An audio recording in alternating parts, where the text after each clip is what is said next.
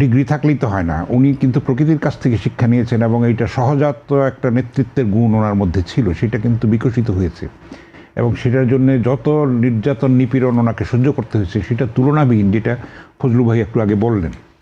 তো সেটা আমরা দেখেছি যে একটা দুর্বল দলকে উনি শক্ত হাতে হাল ধরেছেন। সেই সময় এরশাদের নিপীড়ন, স্বৈরাচার, তারপরে যেই যে জাতাকলে নিষ্পিষ্ট করে সবাইকে নিজের দলের প্রলোভন দেখিয়ে নিয়ে যাওয়া, তো সেটাকে উনি কিন্তু গুছিয়ে সংহত করে সত্যিকারের আপসহীনভাবে কিন্তু আন্দোলন মোকাবেলা করেছেন, সংগ্রাম করেছেন। এবং আমরা দেখেছি যে শেখ হাসিনা একই সময় বিরোধী দলে ছিলেন। শেখ হাসিনা একদিন বলা হলো যে নির্বাচন ঘোষণা করা হলো সন্ধ্যাবেলা, শেখ হাসিনা বললেন যে যারা নির্বাচনে যাবে তারা জাতীয় বেঈমান হবে। পরদিন সকালবেলায় কিন্তু শেখ হাসিনা নির্বাচনে গেলেন।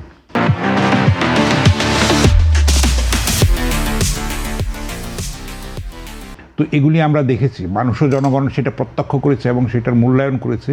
সেই জন্যই কিন্তু উনি সত্যিকারের মানুষের হৃদয়টা জয় করতে পেরেছেন, মানুষের মনের মণিকোঠায় উনি চিরস্থায়ী একটা আসন করে নিতে পেরেছেন। এবং আমরা দেখেছি 91-এ কিন্তু উনি নিরঙ্কুশ একটা সংখ্যাগরিষ্ঠতা নিয়ে সেখানে তিনি শাসনভার গ্রহণ করেছেন এবং সেই সময় আমরা দেখেছি সংসদীয় গণতন্ত্রে আবার আমরা ফিরে আসতে পেরেছি এবং প্রেসিডেন্সিয়াল ফর্ম থেকে তিনি কতখানি শ্রদ্ধাশীল হলে এবং পরমত সহিষ্ণুতার।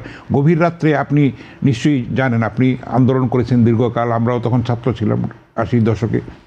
আমার সৌভাগ্য হয়েছে সাংবাদিক হিসেবে শুধু বেগম খালেদা জিয়াই নয়, শহীদ রাষ্ট্রপতি জিয়াউর রহমানেরও অনেক অনুষ্ঠান আমার কাভার করার সৌভাগ্য হয়েছে।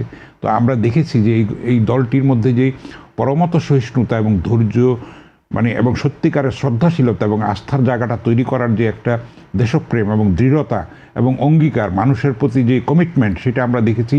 এটার মধ্যে কোনো খাত ছিল না। ফলেই কিন্তু বিএনপি এখন বৃহত্তম একটা রাজনৈতিক দলে এবং জনগণের অভিপ্রায় এবং প্রত্যাশা পূরণের একটা বিশাল প্ল্যাটফর্মে পরিণত হয়েছে। আমরা আশা করব যে সবাই মিলে আমরা সম্মিলিতভাবে, ঐক্যবদ্ধভাবে এবং দেশি বিদেশি ষড়যন্ত্রগুলিকে মোকাবেলা করে আমরা গণতান্ত্রিক অভিযাত্রায় সফল হব এবং বিশ্ব দরবারে আমাদের যেই কলঙ্কিত যেই ইমেজ আছে সেটাকে আমরা পুনরুদ্ধার করব।